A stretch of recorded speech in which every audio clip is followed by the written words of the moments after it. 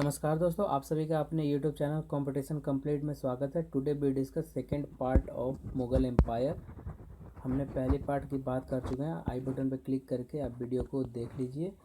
तो first part में हम बात करेंगे जहांगीर के बारे में, जो कि son of Akbar and Jodha Bai का होता है। तो यहाँ पर देखिए, सलीम जो इसका बचपन का नाम होता है, बाद में लेटर नॉन एज जहांगीर के नाम से जाना जाता है। और इसने 5th गुरु अर्जुन देव का सिर कलम करवा दिया था। यहाँ पर पॉलिटिकल इशू है, इस पॉलिटिकल इशू के बारे में भी हम बात करेंगे।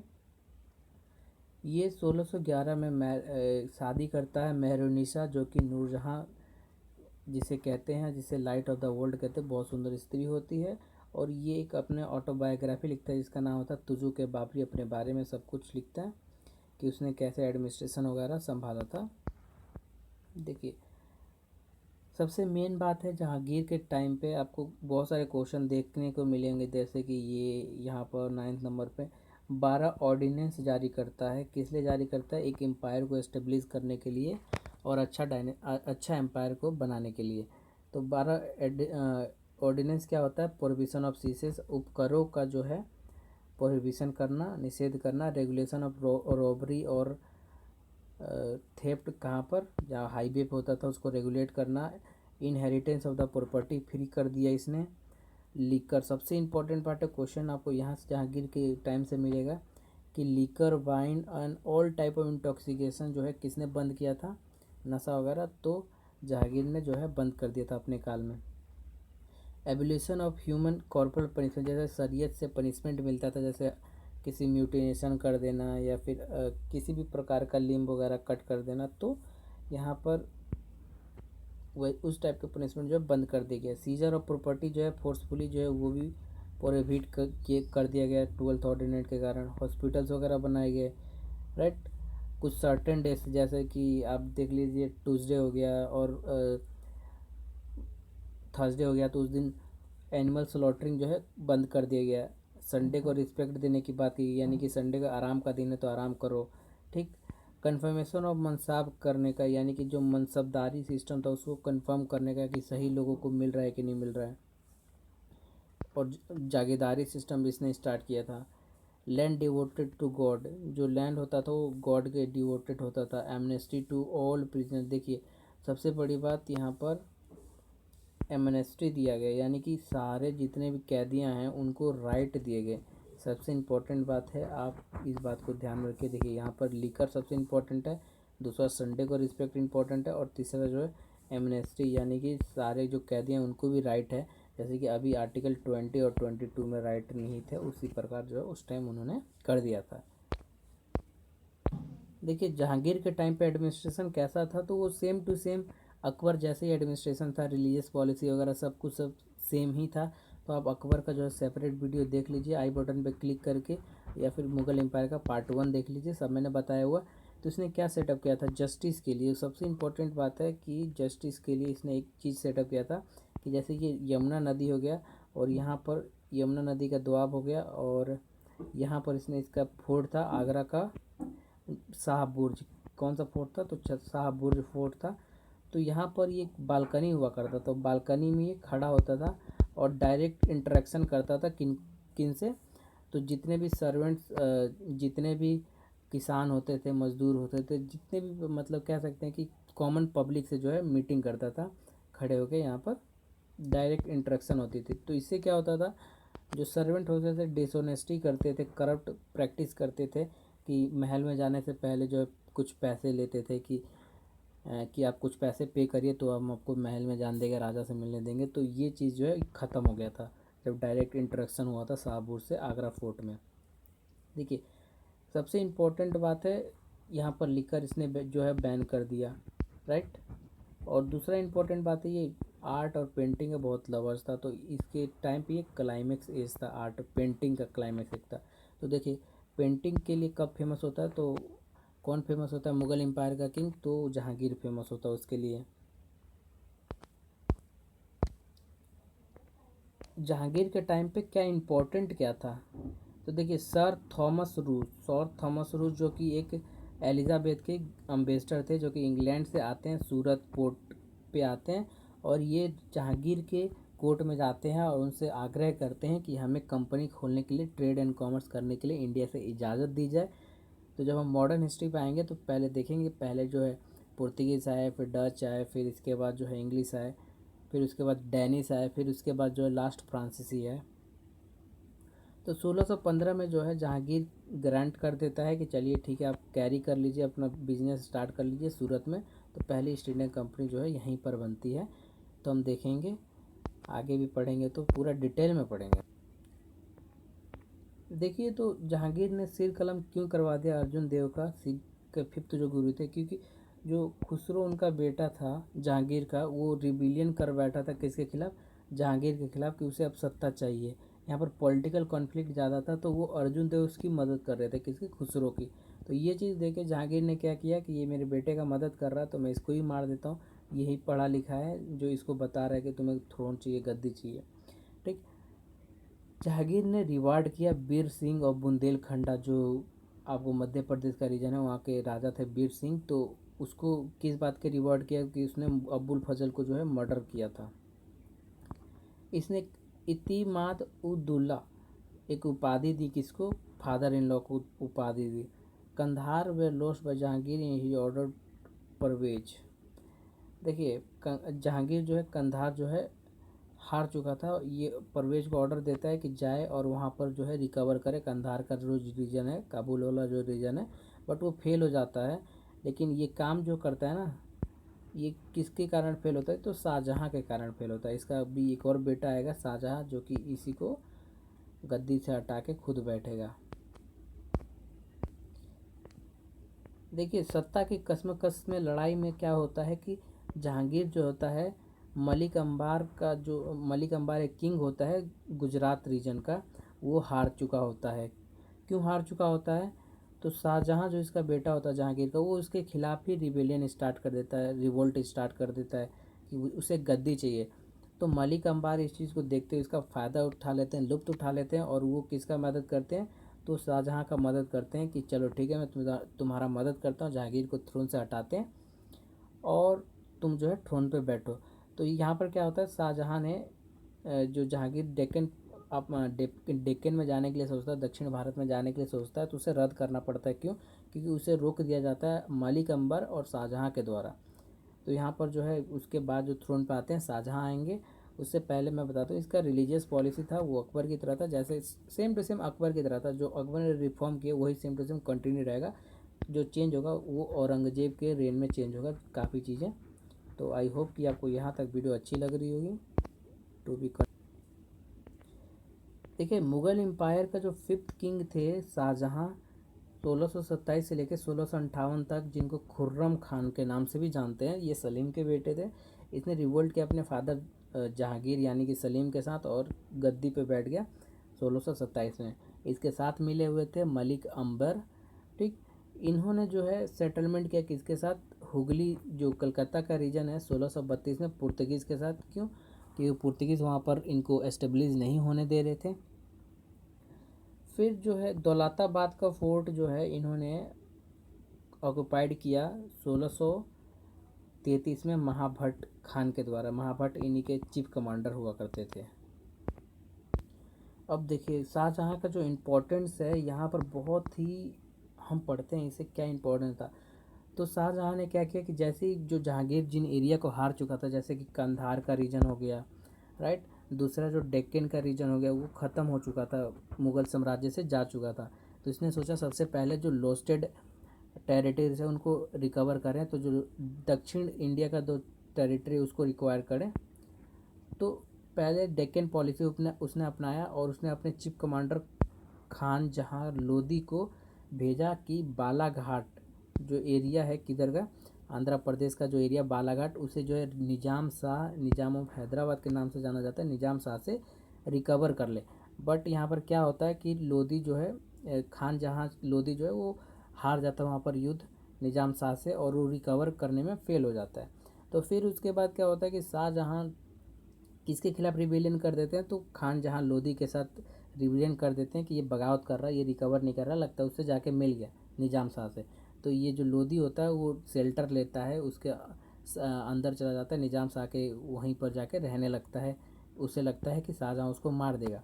तो फिर शाहजहाँ क्या करता है कि सोचता है कि अब तो ये चला गया, अब मैं अकेले जाके वहाँ पर जो है डेक्कन पॉलिसी अपना के और डेक्कन को जो है अपने कब्जे में लूँगा। तो ये डेक्कन की साइड जाता है और फिर स्टार्टेड करता है एग्रेशन पॉलिसी, यानी कि फिजिकल कॉन्क्वेस्ट स्टार्ट कर चुका होता है, मारो काटो और अपने साम्राज्य में मिला लो।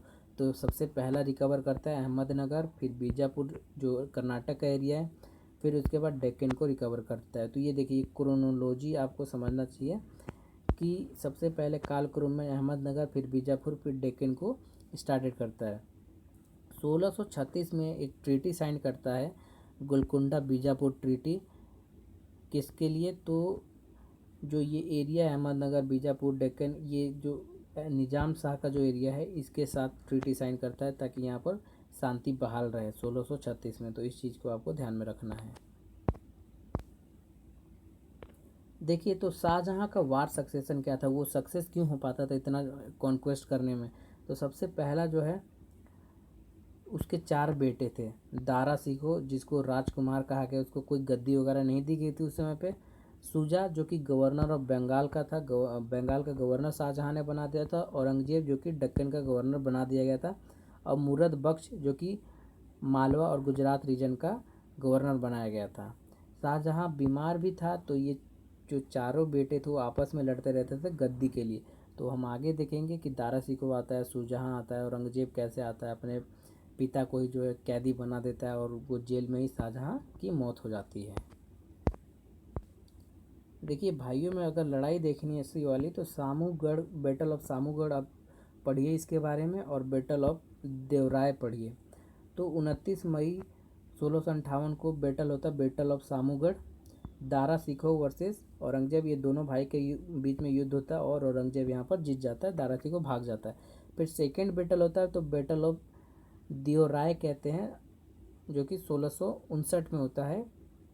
यहाँ पर औरंगजेब जीत जाता है। तो यहाँ पर क्या करता है औरंगजेब कि दारा सिकोह का जो है ना सर को काट देता है, सर को काट के और आगरा के वहाँ पर लटका देता है, आगरा के फोर्ट पे। और शाहजहाँ को जो है सरेंडर कहने को करता है और उसे बंदी बना के जेल के अंदर डाल देता है, जो कि 1666 में शाहजहाँ वहाँ पर बीमारी से उसकी मौत हो जाती है। तो क्रूरलिटी देखिए ख़ानदान में कितनी क्रूरलिटी थी। ठीक। शाहजहाँ के टाइम पे आर्ट एंड कल्चर क्या था? आर्ट एंड कल्चर की जब हम सीरीज में आएंगे तो हम पढ़ेंगे पूरा एंशियंट से लेके मॉडर्न तक। उससे पहले हम देख लेते हैं तो शाहजहाँ के टाइम पे क्लाइमेक्स एज था किसका? स्थापत्य कला का। यहाँ पर फोर्ट वगैरह बहुत ज़्यादा बनाए गए। देखिए इसमें लाल किला, जामा मस्जिद, आगरा मोती मस्जिद, ताजमहल, यहाँ पर उसकी वाइफ की जो है ब्यूरिड किया गया है, दफनाया गया है। इसने कंस्ट्रक्ट करवाया। देखिए शाहजहानाबाद सिटी दिल्ली के अंदर, ठीक है ना। इसने जो दिल्ली टू शिफ्ट किया आगरा, आगरा से जो है दिल्ली को कैपिटल जो है शिफ्ट कर दिया। दारा सिकोह उन्होंने the king of Loftie Fortune, Shah बुलंद इकबाल के नाम से जाना जाता है दारा सिकोह। इस चीज़ को आप नोट कर लीजिए। क्यों मैंने ये कॉन्टेक्स्ट में इसलिए लिख दिया क्योंकि क्वेश्चन पूछा गया था, मैं सोचा कि आप लोगों के सामने साझा कर दे रहे। इसने देखिए कंस्ट्रक्ट किया दिल्ली कॉलेज, दिल्ली के अंदर कॉलेज है तो शाहजहाँ ने एक कॉलेज बनाया दिल्ली के अंदर, तो बहुत इंपॉर्टेंट है। कॉलेज दिल्ली के अंदर किसने बनाया? तो शाहजहाँ ने बनाया। रिलीजियस पॉलिसी क्या थी शाहजहाँ की? तो देखिए इसका अकबर और जहांगीर की तरह रिलीजियस पॉलिसी नहीं थी, ये फैनेटिक मुस्लिम था। कैसा था? फैनेटिक मुस्लिम था, कट्टर जिसको कह सकते हैं आप हिंदी में, राइट। इसने रिलीजियस प्रोसिक्यूशन इसके टाइम पे हुआ था। ही स्टॉप सिजदा जो होता था उसको स्टॉप कर दिया। He destroy 72 temples in Banaras, Banaras में 72 टेम्पल को तोड़ा। Started separate department for Islam conversion, देखिए इस्लाम कन्वर्जन के लिए सेपरेट डिपार्टमेंट बनाए, यानी कि लोगों को कन्वर्ट कर सके। तो ये देखिए ये बहुत ज़्यादा फैनेटिक मुस्लिम था। आई होप कि शाहजहाँ आपको अभी तक समझ आ गया होगा शाहजहाँ के बारे में। तो आगे हम औरंगजेब के बारे में बात करते हैं। तो अभी तक आप लाइक कर दीजिए, शेयर कर दीजिए, कमेंट कर दीजिए और सब्सक्राइब कर लीजिए हमारे चैनल को। देखिए तो औरंगजेब जो है था छठा राजा कह सकते हैं जिसको मुग़ल साम्राज्य का। तो 1658 से लेकर 1707 तक रूल रहता है। और इनका मैप देख लिए कहाँ से कहाँ तक एक्सटेंशन रहता है। तो देखिए जो आपको ये बार की तरह दिख रहा है ना, तो ये यहाँ तक इन्होंने एक्सटेंशन कर लिया था, यहाँ से लेके यहाँ तक औरंगजेब ने, और अकबर का जो था यहाँ तक था। तो ये क्वेश्चन पूछा गया है, अगर यूपीएससी का प्रीवियस से क्वेश्चन पेपर देखेंगे तो यहाँ तक किसका है, तो यहाँ पर जो है 1556 से लेकर 1605 तक अकबर के लिए है, ठीक। और 1707 तक जो नीचे तक एक्सटेंड हुआ है ये औरंगजेब के द्वारा किया गया है। तो औरंगजेब को थ्रोन मिला 1658 में। उससे पहले हमने जहांगीर में बैटल ऑफ सामूगढ़ की बात की। बैटल ऑफ सामूगढ़ में वो अपने भाई दारा सिकोह को हराता है। फिर उसके बाद बैटल ऑफ धर्मट होता है। बैटल ऑफ धर्मट भी 1658 में होता है, तो दारा सिकोह को हराता है। और 1658 में बैटल ऑफ देवराय होता है, जहाँ पर दारा सिकोह को वो उसका सर कलम कर देता है और उसे आगरा के फोर्ट पर टांग देता है। और फिर उसके बाद कॉन्क्वेस्ट कर लेता है आगरा को पूरी तरह से, और उस शाहजहाँ को जेल में बंदी बना देता है, जो कि जहाँ पर 1666 में शाहजहाँ की मृत्यु हो जाती है जेल के अंदर ही। तो ये 1658 में इसको सत्ता मिल जाता है। उससे पहले इसको किस नाम से जानते हैं, देखिए इसको आलमगीर के भी नाम से जानते हैं, यानी कि वर्ल्ड कॉन्क्वेरर के नाम से जानते हैं। देखिए इसने दक्षिण भारत पे भी अच्छा खासा दबदबा बना रखा था, कॉन्क्वेस्ट किया था। और इसके जो डेथ होता है 1707 में अहमदनगर में डेथ हो जाता है। देखिए औरंगजेब के खिलाफ जो है ये बहुत ज़्यादा फैनेटिक मुस्लिम होता है, तो इस्लाम का प्रचारक बहुत ज़्यादा होता है। तो इसमें क्या होता है, इस चीज़ को देखते गुरु तेग बहादुर जो नाइन्थ सिख गुरु थे, तो वो रिवोल्ट करते हैं इसके खिलाफ। तो ये उसका सर कलम करवा देता है। तो उनका जो सन था गोविंद सिंह, किसका, गुरु तेग बहादुर का, वो खालसा स्टार्ट करता है। और खालसा का क्या मतलब होता है आगे हम पढ़ेंगे अभी डिटेल में। तो 1679 में जो होता है ये मारवाड़ को, अपने मारवाड़ वाला जो रीजन है राजस्थान का, वहाँ राठौर से छीन लेता है, कॉन्कर्ड कर लेता है। देखिए कॉन्क्वेस्ट करने से पहले ये एक पॉलिसी बनाता था। इसके पॉलिसी का नाम दिया गया नॉर्थ पॉलिसी और साउथ पॉलिसी। तो डेक्कन पॉलिसी यानी कि साउथ पॉलिसी, जो कि 1682 से लेकर 1707 तक रहता है, यानी कि कॉन्क्वेस्ट का पॉलिसी होता है। तो यहाँ पर आप अगर अकबर का रेन पढ़ेंगे तो अकबर ने जो है खानदेश और बेरार तक अपना कब्जा कर रखा था। उसके बाद जहांगीर के भी रेन में अच्छा खासा कब्जा आपको देखने को मिलता है। फिर उसके बाद जो मराठा शिवाजी आते हैं तो इंडिपेंडेंट किंगडम बनाते हैं, तो वहाँ पर जो है औरंगजेब के साथ आपको कॉन्क्वेस्ट मिलेगा। तो देखिए एनेक्सेशन साउथ में कौन कौन सा एरिया इसने किया था। तो 1616 में बीजापुर का जो रीजन है कर्नाटक का, वो सिकंदर आदिल शाह के रेन में हुआ था। तो वहाँ पर जो ट्रीटी साइन कर लेता है ये, उनको हरा के। वायलेशन के कारण जो है ये एनेक्सेशन करता है। वायलेशन और ट्रीटी जो साइन किया रहता है जहांगीर, तो उसके खिलाफ वायलेशन हो जाता है, तो ये जो है एनेक्स कर लेता है कौन, औरंगजेब। 1687 में गोलकुंडा का जो रीजन आंध्र प्रदेश का, वो अब्बुल हसन कुतुब शाह से छीन लेता है। क्या कारण था, तो हेल्पिंग टू मराठा। अब्बुल हसन क्या था, वो मराठा को हेल्प कर रहे थे, किस लिए, क्या, ताकि औरंगजेब को जो है गद्दी से उतार सके। बट यहाँ पर ऐसा नहीं हुआ, उसी का जो है साम्राज्य चला गया। 1689 89 में क्या हुआ, तो मुग़ल मराठा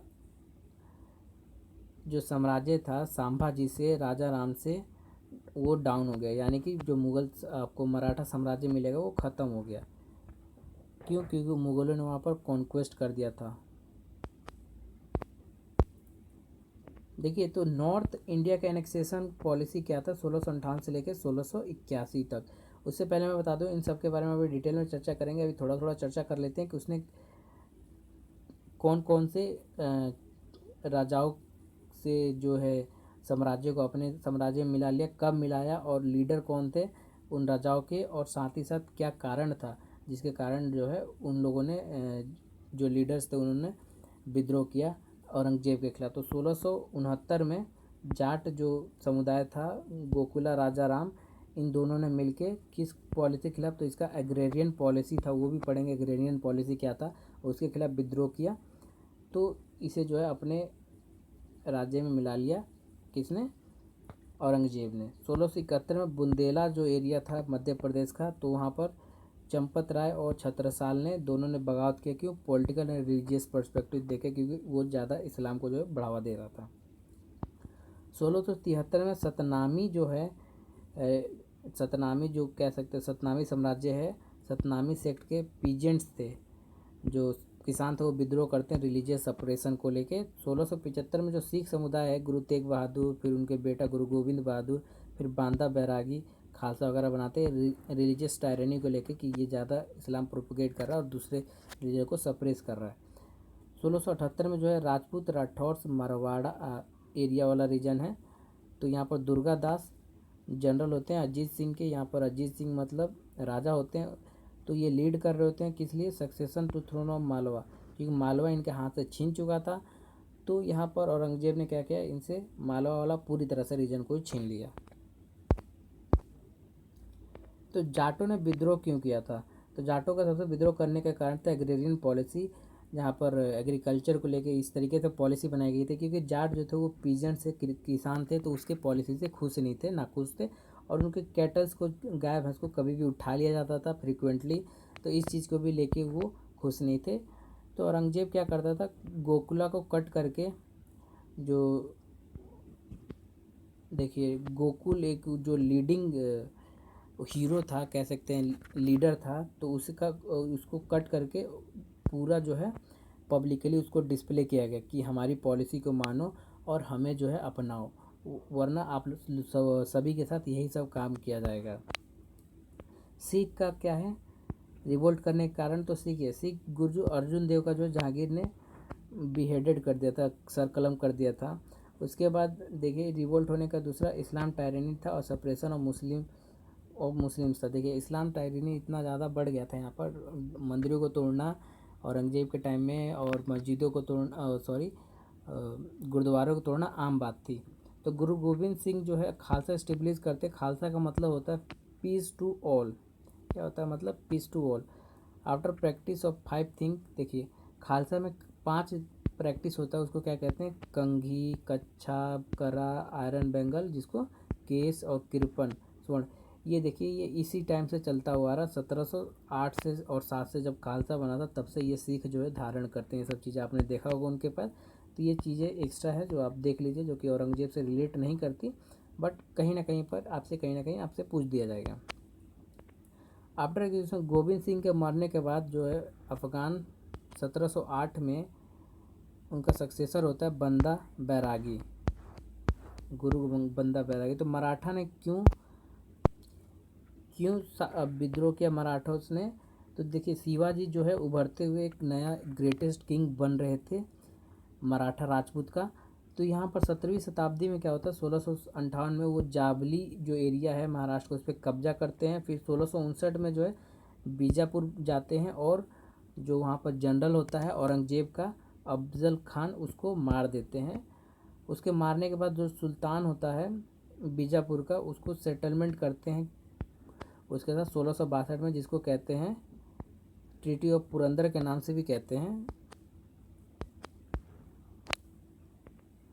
देखिए ट्रीटी ऑफ पुरंदर किसके बीच में होता है, तो 1665 में होता है, और ये ट्रीटी ऑफ पुरंदर पार्ट 2 है, क्योंकि ट्रीटी ऑफ पुरंदर जो है 1662 में भी हो जाता है, ट्रीटी ऑफ पुरंदर पार्ट 2 जिसको 1665, लेकिन आपको जो किताबों में मिलेगा ट्रीटी ऑफ पुरंदर 1665 मिलेगा, लुसेंट में भी आपको मिल जाएगा।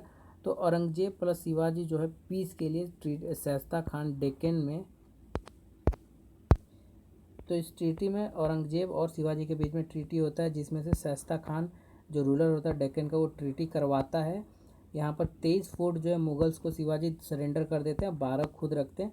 जब हम शिवाजी के पास में आएंगे तो ये सब चीज़ें मराठास में पढ़ेंगे, तो ये अभी इम्पोर्टेंट नहीं है, अभी स्किप करते हैं।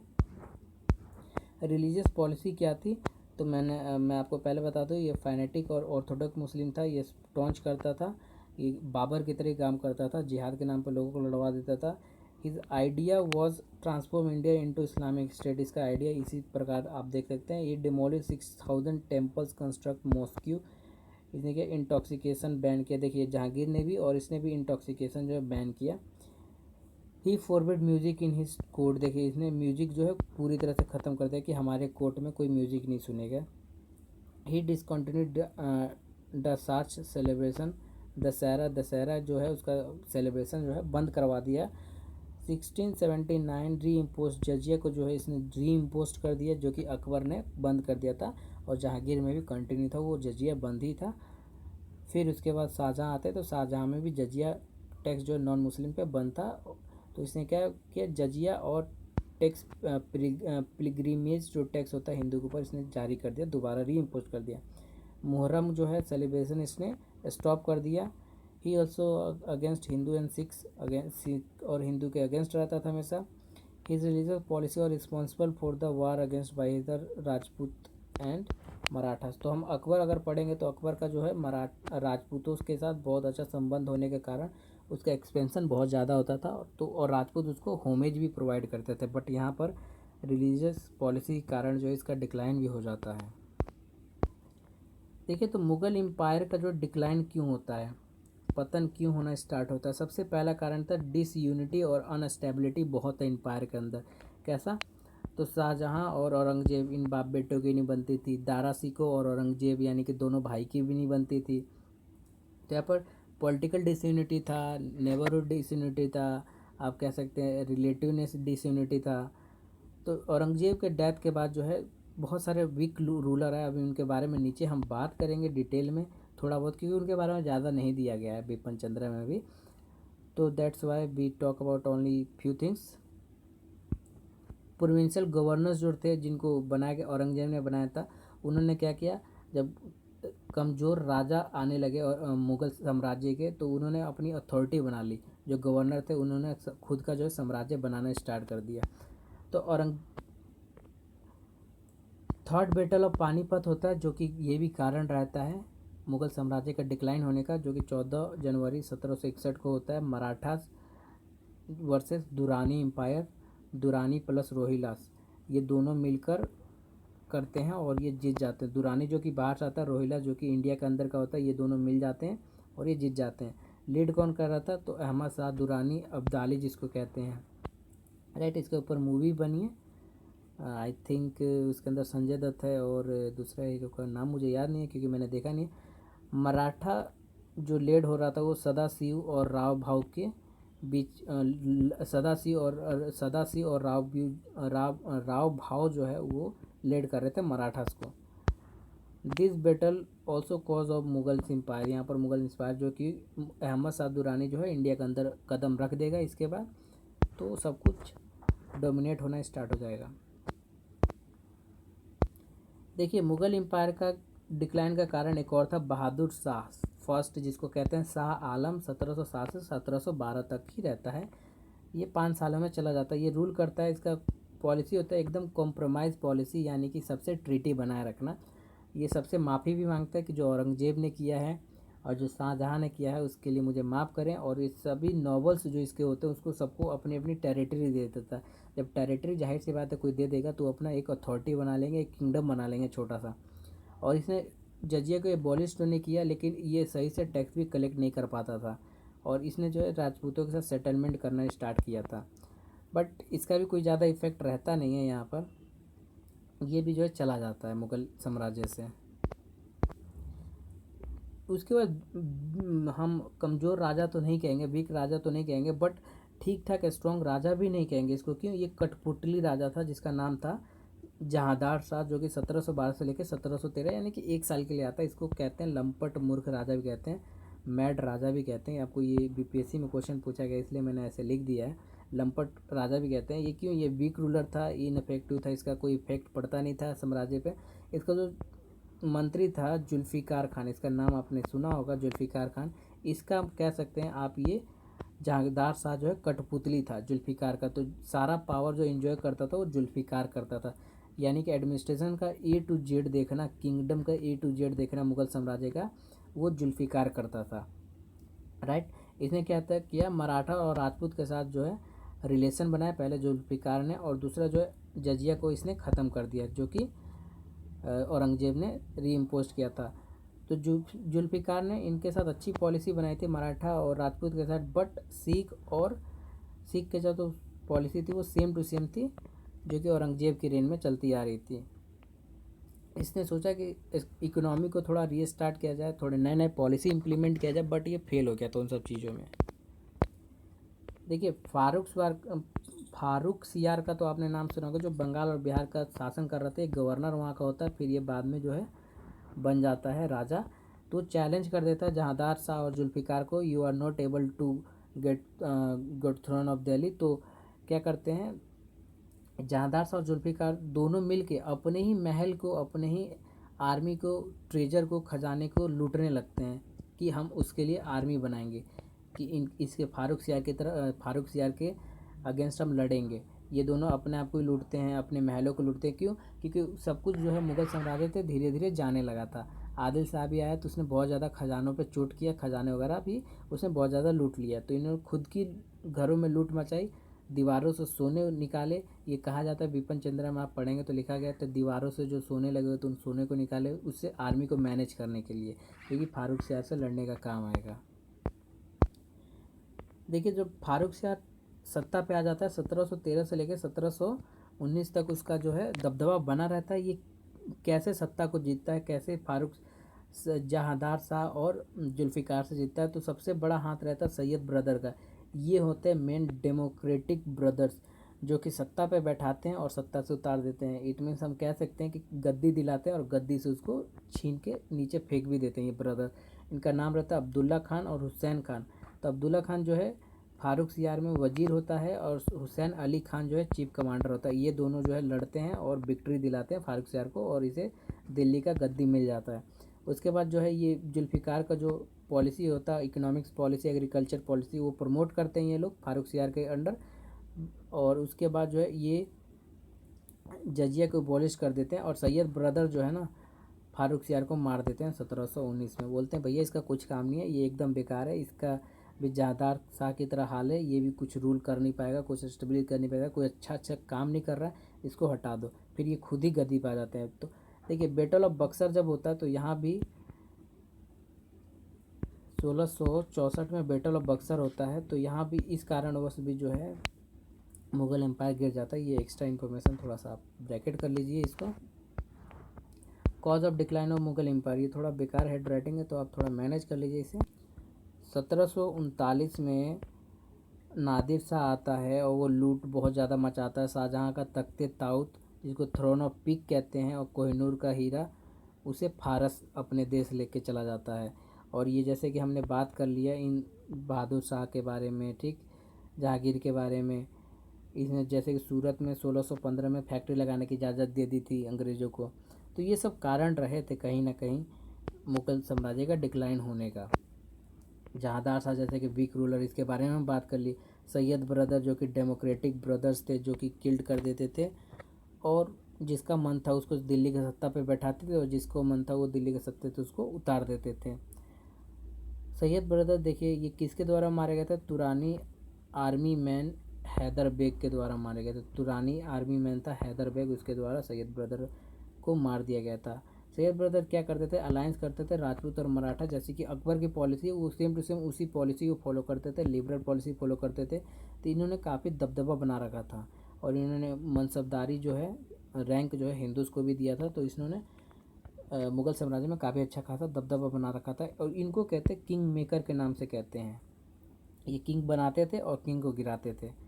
उसके बाद क्या हुआ कि मुग़ल साम्राज्य बहुत बंगाल में, अवध में, पंजाब में इंडिपेंडेंट एम्परर के साथ जो है एरिया डिवाइड हो गया। इस एरिया के डिवीज़न का यही कारण था कि मुग़ल एम्पायर पूरी तरह से डिक्लाइन हो जाता है, और हमारा जो मॉडर्न इंडिया है वो शुरू तो पहले से हो जाता है, और धीरे धीरे जो है ब्रिटिश इंडिया इन सभी को ऑक्यूपाइड कर लेगी। Battle of Buxar, battle of Plassey, in 1757 battle of Plassey हो जाएगा। तो हम जब मॉडर्न इंडिया पढ़ेंगे, मैंने एशियंट इंडिया लगभग ख़त्म कर दिया है, और मिडवल इंडिया भी आज ख़त्म हो गया। इसके बाद हम पढ़ेंगे मॉडर्न इंडिया। मिडवल इंडिया में राजपूत और मराठा सभी पढ़ना बाकी, उसे हम पढ़ लेंगे अभी। तो आई होप कि आपको अच्छी लगी वीडियो। तो अच्छी लगे तो लाइक कर दीजिए, शेयर कर दीजिए, सब्सक्राइब कर लीजिए हमारे चैनल को, और सपोर्ट कीजिए मुझे ग्रो करने में थोड़ा सा चैनल को। धन्यवाद, आपका दिन शुभ हो।